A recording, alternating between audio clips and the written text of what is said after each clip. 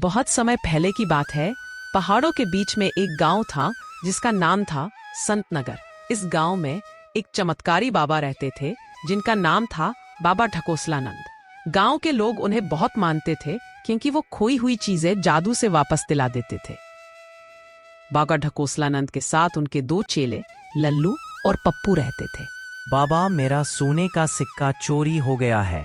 आप मुझे मेरा सोने का सिक्का वापस दिला दो बाबा। ये लो बेटा, क्या ये सिक्का तुम्हारा ही है? जी बाबा, ये तो मेरा ही सिक्का है। बाबा की जय हो, बाबा की जय हो। गांव वाले उन्हें भगवान की तरह पूजते थे।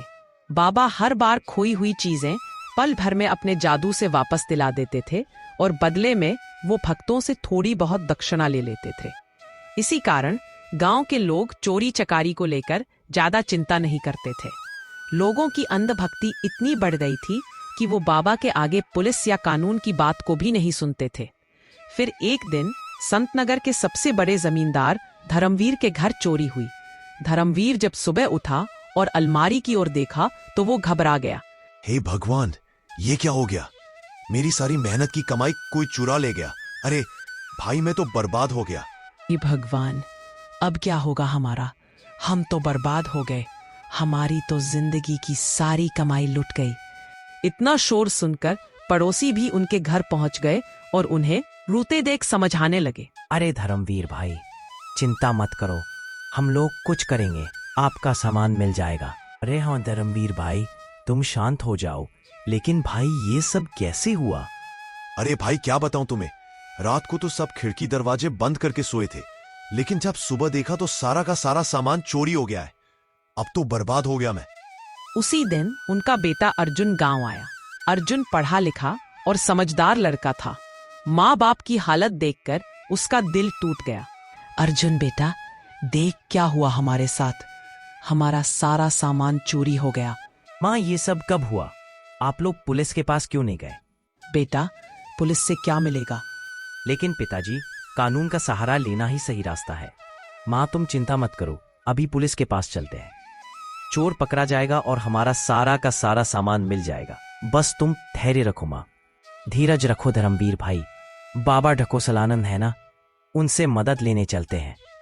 हाँ भाई, वही तो गांव के रक्षक हैं, उन्हीं के पास चलते हैं। लेकिन पिताजी, ऐसे बाबाओं पर कैसे भरोसा करें? कानून है ना। चुप कर, मुझे मेरा सामान जल्दी चाहिए और मैं कोर्ट कचहरी के चक्कर में नहीं पड़ना चाहता हूं। अर्जुन बेटा, पुलिस की क्या जरूरत? हमारा सामान 1 मिनट में मिल जाएगा। बाबा ढकोसलानंद है ना, सुना है वो अपने शक्तियों से चोरी की गई सामान को बहुत जल्द खोज देते हैं। बस यही पीपल के पेड़ के नीचे बैठते हैं। हमारे घर से ज्यादा दूर भी नहीं है। एक बार चलते हैं ना बेटा, शायद हमारा सामान मिल जाए। क्या सच में ऐसा संभव है पिताजी? हाँ बेटा, अब ज्यादा देर ना करो, चलो वहीं चलते हैं। ठीक है माँ, आप लोग जैसा ठीक समझे। बेवश अर्जुन चुप रहा और सब बाबा के पास पहुंचे। बाबा ढकोसलानंद की जय हो। जय हो बाबा ढकोसलानंद की। कहो पुत्र, क्या संकट है? बाबा, आज रात को मेरे घर से सामान चोरी हो गया है। मैंने सुना है कि आप अपने शक्तियों से चोरी हुए सामान को वापस ला देते हैं। यदि ऐसा है तो बाबा हमारे ऊपर कृपा करें। चिंता ना करो पुत्र, बस मुझे इतना बता दो कि तुम्हारा घर कहाँ है। लेकिन पुत्र, बदले में मुझे दक्षिणा देना होगा। हाँ बाबा, आप जो बोलोगे मैं देने के लिए तैयार हूं, लेकिन मेरा काम कर दो बाबा। मैं यही कोठी के पास रहता हूं। बाबा ने तुरंत आदेश दिया, जादुई पर्दा गिराओ। जो आज्ञा बाबा। पर्दा गिरा और पेड़ के पीछे छिपाया गया सारा सामान पर्दे के पीछे से लाया गया। और जैसे ही पर्दा उठाया गया, धर्मवीर के घर से चोरी किया गया सारा का सारा सामान उन्हें मिल गया। बाबा की जय हो। बाबा, आप तो सच में भगवान हो। मैंने आपके बारे में बहुत सुना था, लेकिन आज अपनी आंखों से देख भी लिया। बाबा, आप हमारे लिए भगवान हो। बाबा की जय हो। बाबा की जय हो। पुत्र, ये सब सामान आपका ही है ना? अपना सामान ले जाओ, लेकिन बेटा मेरा दक्षिणा देना मत भूलना। जाओ और सुखी रहो। पर अर्जुन को यकीन नहीं हुआ। वह सोचता रहा कि कुछ तो गड़बड़ है, लेकिन आखिर क्या? कुछ तो है जो बाबा सबसे छुपा रहा है। अर्जुन ने बाबा पर नजर रखना शुरू कर दिया। एक दिन रात में बाबा अपने चेलों के साथ रात में कहीं जा रहे थे। अचानक अर्जुन की नजर पड़ती है, लेकिन अर्जुन बाबा को देखकर छुप जाता है और धीरे धीरे बाबा का पीछा करना शुरू कर देता है। आज तो बाबा का सच पता करके ही रहूंगा। अर्जुन ने उनका पीछा किया और देखा कि बाबा गांव के ही एक घर से चोरी कर रहे थे। अर्जुन ने बाबा की सारी हरकत मोबाइल पर रिकॉर्ड कर ली। अगली सुबह पूरे गांव को बुलाया गया। अर्जुन ने सबको बताया कि वह चोर जो लोगों के घरों में चोरी करता है वह कोई और नहीं बल्कि खुद बाबा है। बाबा रात में घरों में चोरी करता है और सुबह में जादू का बहाना बनाकर उनके सामान वापस करता है और बदले में उनसे मोटी रकम वसूल करता है।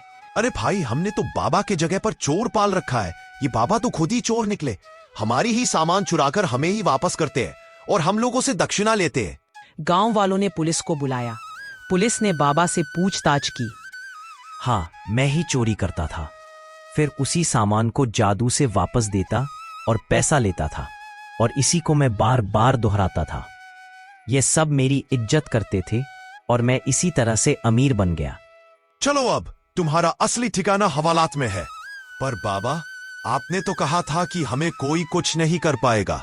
बाबा को सजा मिली और अर्जुन की सूझबूझ से गांव वालों की आंखें खुल गईं।